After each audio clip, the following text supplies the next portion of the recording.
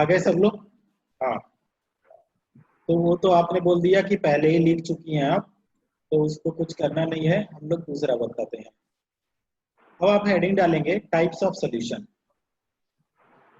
Heading डालेंगे types of solution.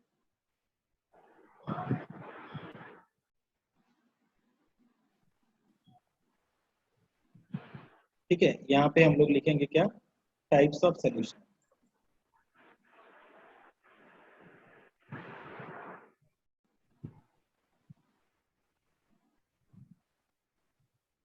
तो पहला चीज है on the basis of,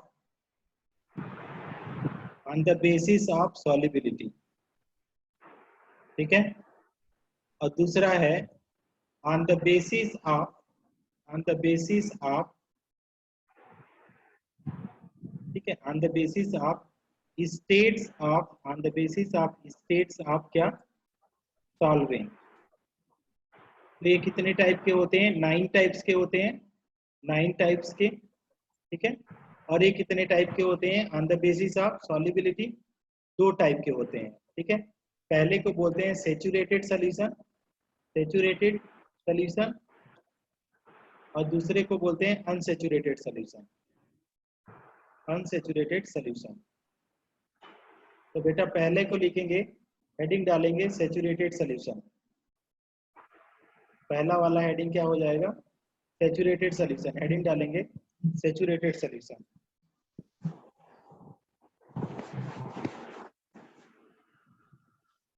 first वाले का हेडिंग डालेंगे सैचुरेटेड सॉल्यूशन।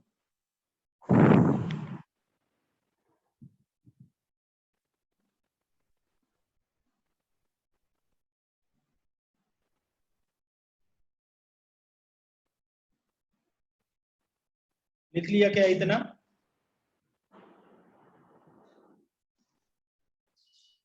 हाँ सर। तो अब हम लोग बताते हैं सैचुरेटेड सॉल्यूशन क्या होता है। ठीक है, तो मैं पहले तो यहाँ पे लिख देता हूँ सैचुरेटेड सॉल्यूशन का क्या मतलब है। द सॉल्यूशन, ठीक है, the solution which cannot dissolve, the solution which cannot dissolve,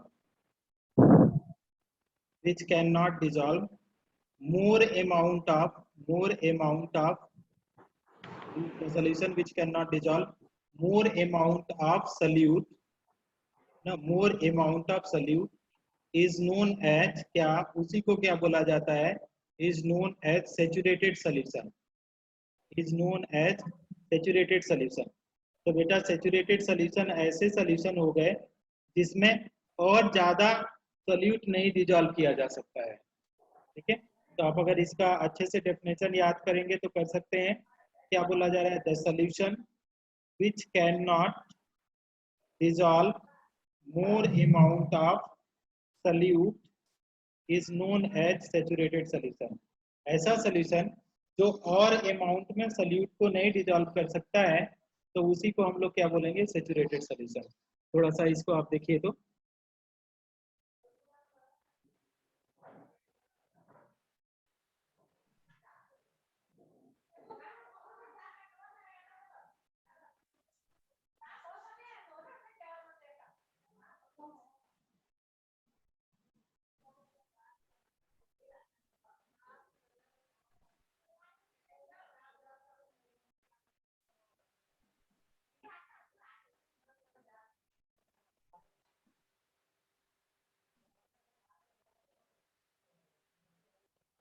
लिख लिया स्टूडेंट्स? लिख लीजिए पहले। ऐसा सोल्यूशन जो और ज्यादा अमाउंट में सोल्यूट नहीं डिजॉल्व कर सकता है, तो उसको क्या बोलेंगे? Saturated solution.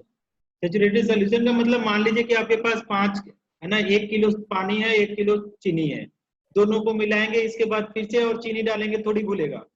तो ऐसा सोल्यूशन जो आएगा उसको क्या बोलेंगे? Saturated solution. ठीक है, समझ पा रहे हैं? ऐसा सोल्यूशन जिसमें और ज्यादा अमाउंट में सोल्यूट न डालें, तब ना,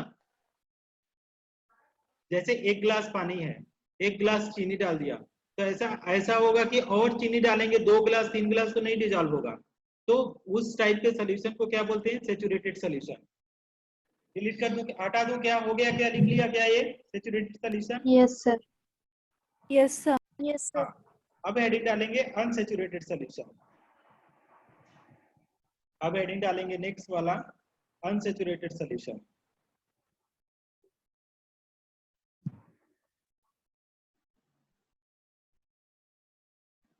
अब हम क्या डाल रहे हैं, अनसेचुरेटेड सोल्यूशन, अनसेचुरेटेड सोल्यूशन,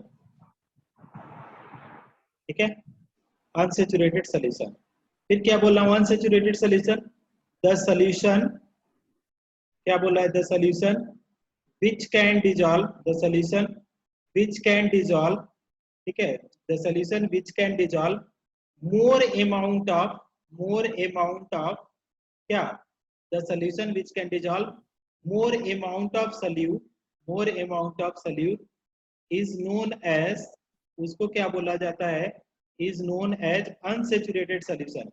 तो ऐसा सोल्यूशन जो और ज्यादा अमाउंट में क्या है, सोल्यूट को डिजॉल्व कर ले, तो उसको क्या बोलेंगे, अनसेचुरेटेड सोल्यूशन, ठीक है।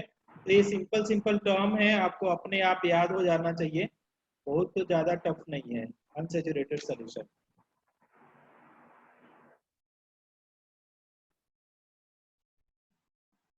आप लोग इसको लिखिए तो अनसेचुरेटेड वाले को।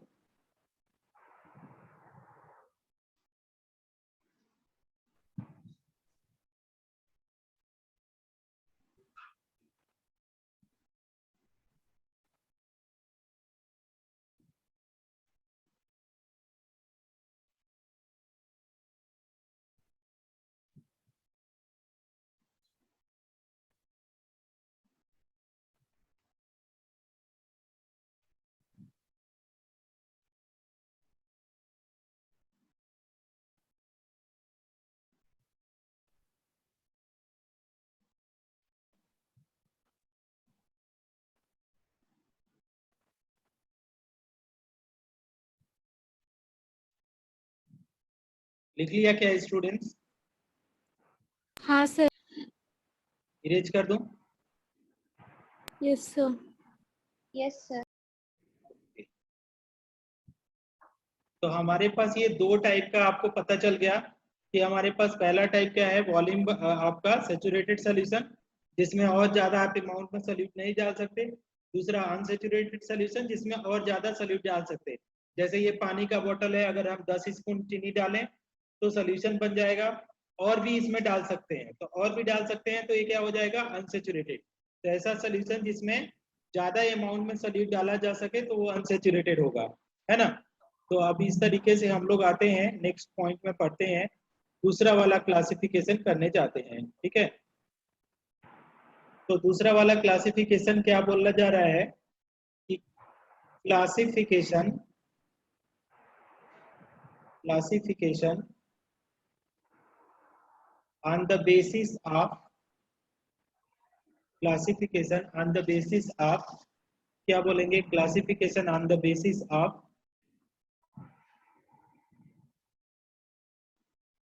classification on the basis of physical state of, physical state of solvent, कि सॉल्वेंट का क्या फिजिकल स्टेट है, उसके आधार पे हम लोग अब क्लासिफाई करेंगे, है ना, कि फिजिकल स्टेट क्या है सॉल्वेंट का, उसके आधार पे। तो हमने इसको ऑलरेडी बता दिया कि 9 टाइप के होते हैं, ठीक है। तो देखिए, अगर मान लीजिए हमने सॉल्यूट लिखा और फिर हमने क्या लिखा, सॉल्वेंट, ठीक है। तो इसको थोड़ा ऊपर ही लिखते हैं, नहीं तो घट जाएगा जगह।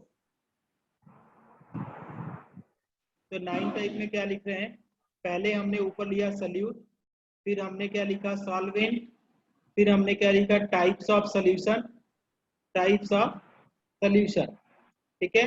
और फिर हम लोग क्या लिख लेंगे, एग्जांपल्स। तो इस तरीके से हम लोग करते हैं, ठीक है। पहला वाला क्या है बेटा, अगर मान लीजिए सॉलिड लिया, ठीक है, सॉलिड, और इसको क्या ले लिया, लिक्विड ले लिया, सॉलिड और लिक्विड लिया। तो सॉलिड और लिक्विड लिया तो जैसे क्या होता है, शुगर क्या होता है, डिजॉल्व हो जाता है किसके, वाटर में। तो शुगर सॉल्यूशन, शुगर सॉल्यूशन, तो शुगर सॉल्यूशन क्या हो जाएगा, सॉलिड इन लिक्विड, ठीक है। या क्या बोलेंगे, साल्ट सॉल्यूशन, तो साल्ट इन वाटर हो जाएगा। तब ये साल्ट अगर मान लीजिए कि चीनी को और पानी को घोलिए तो जो सोल्यूशन बनता है वो किस टाइप का रहता है, सॉलिड रहता है, लिक्विड रहता है, कैसा रहता है, कैसा रहेगा?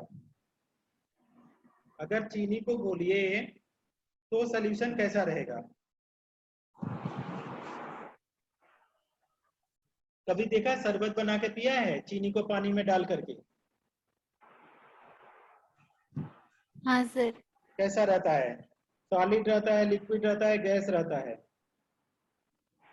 लिक्विड। लिक्विड। लिक्विड। मतलब ये सोल्यूशन जो बनेगा कैसा रहेगा? लिक्विड रहेगा। ठीक है, अब हमारे पास दूसरे टाइप में आते हैं।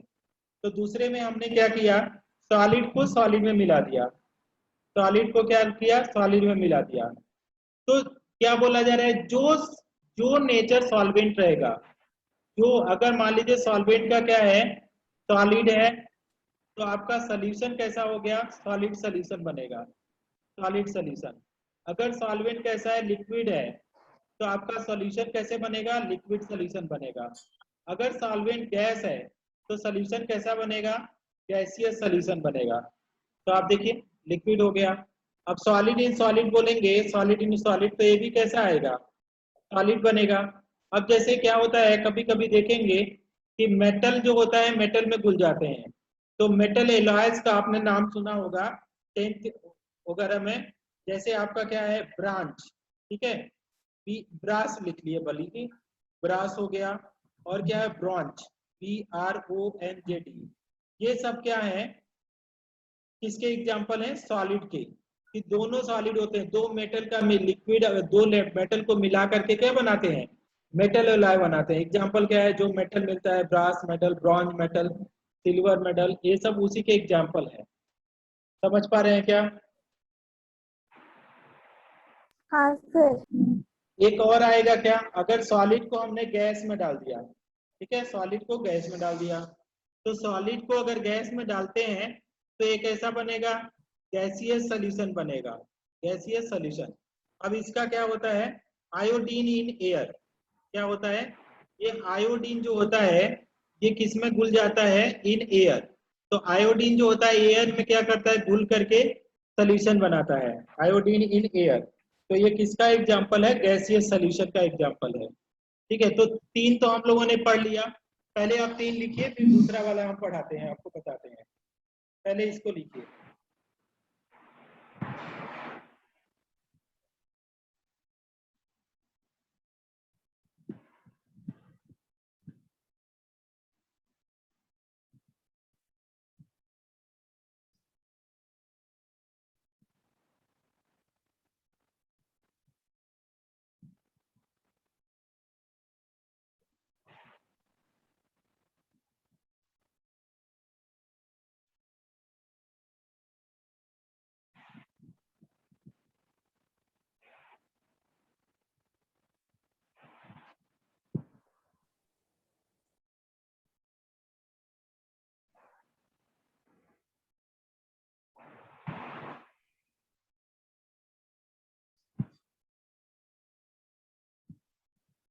सर वो लास्ट एग्जाम्पल क्या लिखे हैं?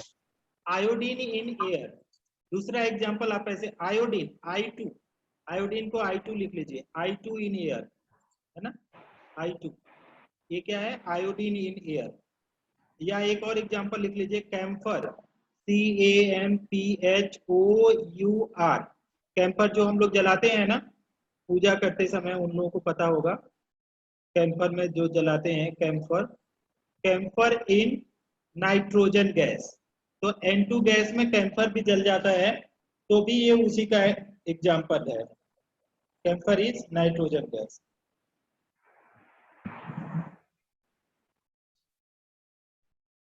अच्छा, नो, ठीक है, ठीक है, इरेज कर दूं क्या, कैम्फर देखिए सॉलिड होता है, वो एयर में जल जाता है, एयर में वो पिघल जाता है। सर। समझ में आया क्या तीनों? Yes yes sir. सर। हाँ, इरेज कर रहा हूँ इसको।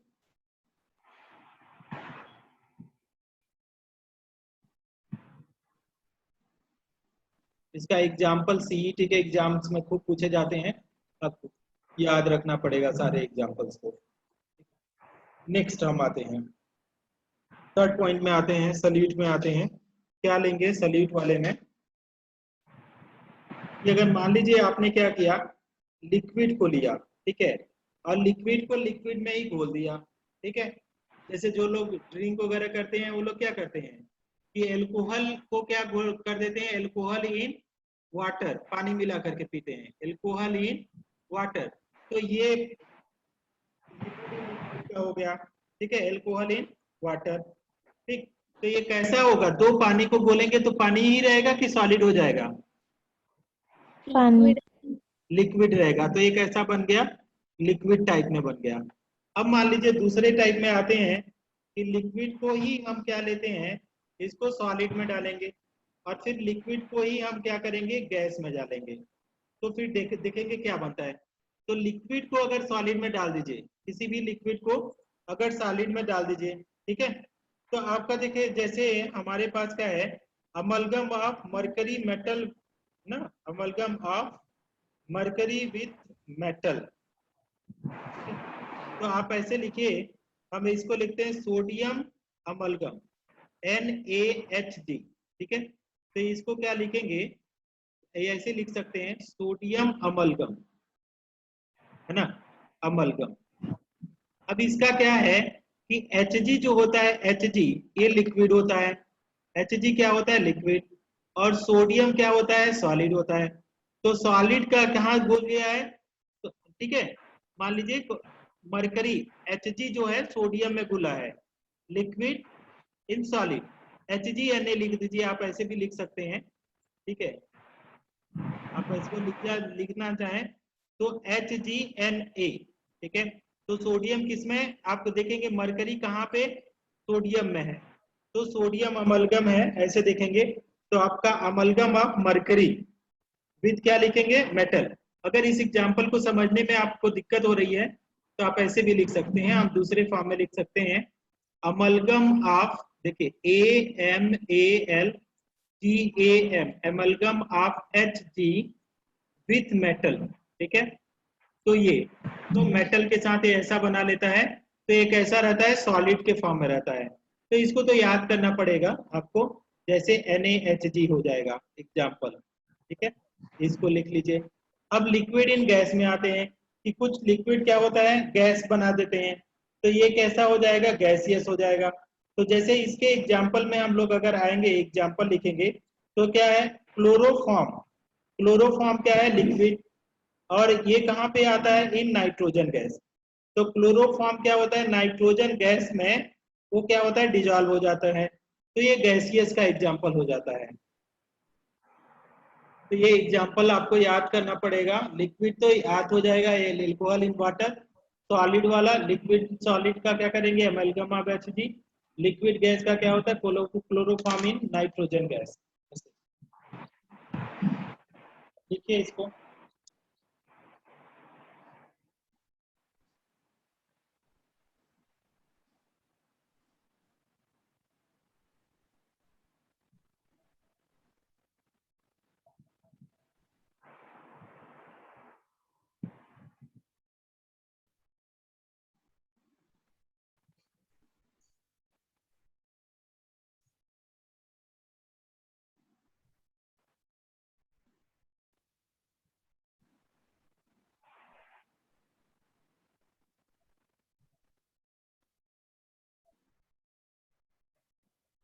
लिख के बताइएगा मुझे।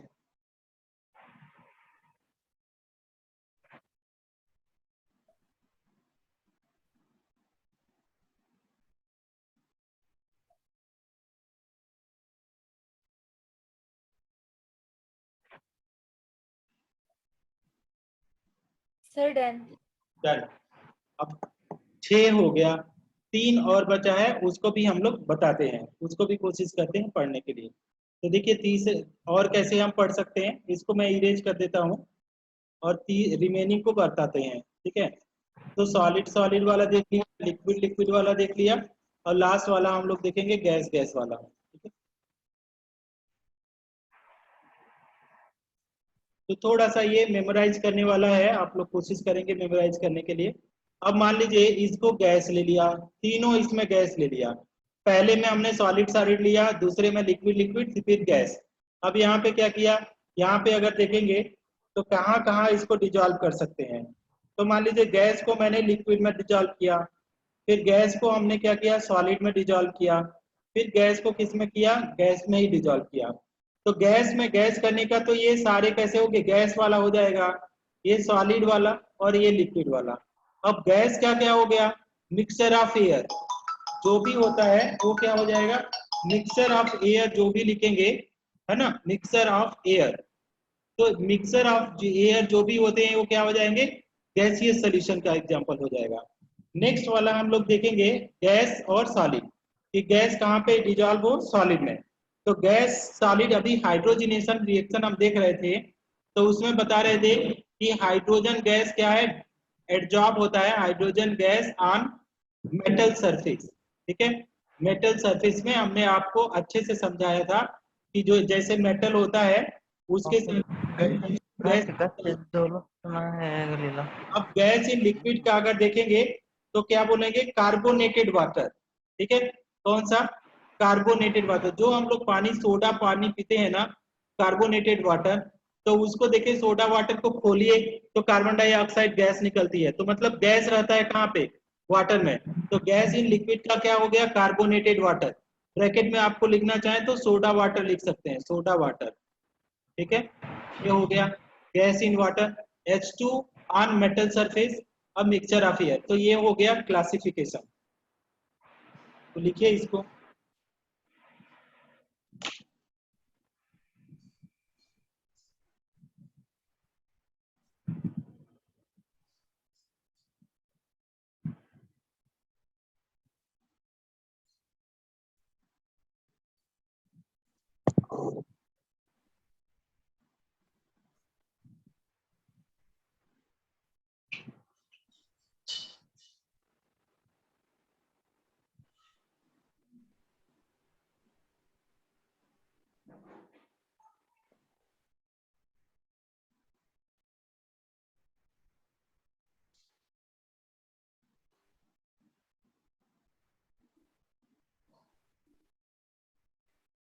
हो गया क्या स्टूडेंट्स, लिख Yes, लीजिए, sir. आराम से लिखिए, आराम से लिखिए।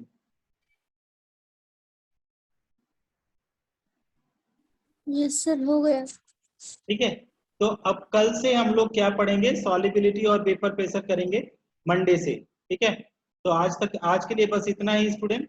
अब मंडे को हम लोग ठीक से पढ़ेंगे, इसी चैप्टर को आगे बढ़ेंगे। तो आप लोग जो भी दिया जा रहा है उसको पढ़ते रहिए, आपके जो सीईटी वाली बुक है उससे पढ़ाएंगे मंडे से, है ना। तो okay, bye students. Thank you, sir. हाँ, ओके स्टूडेंट्स, ओके।